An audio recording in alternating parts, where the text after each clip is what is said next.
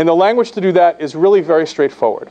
And one of the things I'd love to get from you guys in the discussion part of this is whether you've used another approach.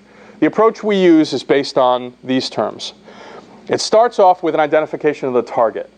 And the target has to be an actionable universe of buyers. Actionable meaning that there's some way to target them proactively down the line. Second, Jesus, got the turbo clicker here. Too much coffee. I'll tell you.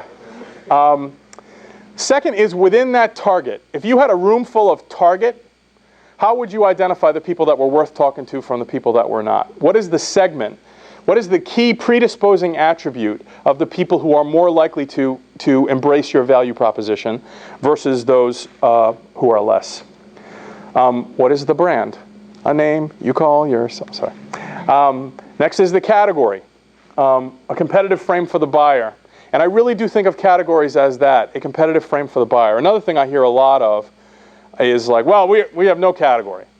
You know, our competition is inertia or status quo or whatever. Like, that's a problem. That's a bug. That's not a feature. Because it means you've got to explain to the market what the heck you are. You know, in my experience, you're much better off saying, all right, if you need to put us in a box, here's what that box is, because at least the target audience understands that box. And then you get to say, within that box, here's what makes us unique, what we call the point of distinction. Making a claim of distinction isn't sufficient. You need what we call a proof, which is perceived evidence of truth.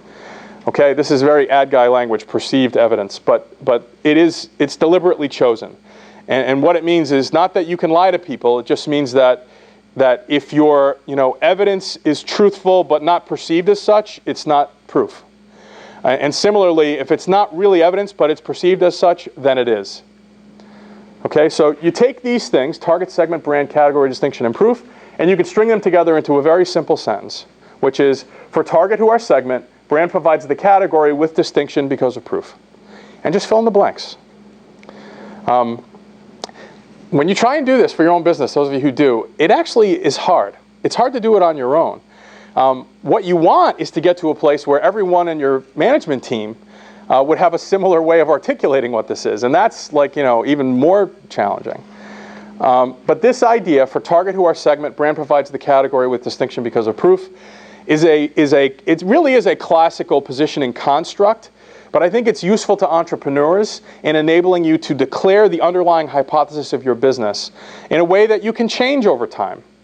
Right? Write this on a Post-it note and stick it on your desk, right? And if it changes in 4 months, which it probably will if you're seed stage, then throw it away and make another one. But make one, and make sure everybody else on the team understands what it is.